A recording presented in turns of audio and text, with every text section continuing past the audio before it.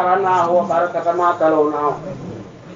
في كتابك العزيز أدية واصلة ورحمة متصلة منك إلى روح عبدك أمر جاي وإلى أرواح والديه وأرواح جميع أموات المسلمين والمسلمات ثواب ما قرأناه وبركة ما تلوناه في كتابك العزيز أدية واصلة ورحمة متصلة منك إلى روح عبدك دم جاي أمر جاي وإلى أرواح والديه وأرواح جميع أموات المسلمين والمسلمات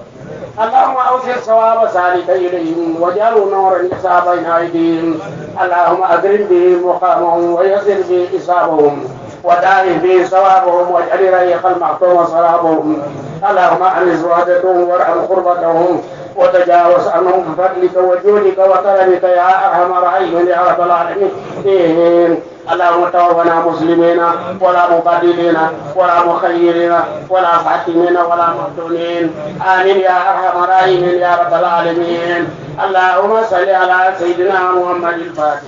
لما خلق والخالق لما سبق ناصر الحق والهادي إلى صراطك المستقيم وعلى آله حق قدره ومقدار العظيم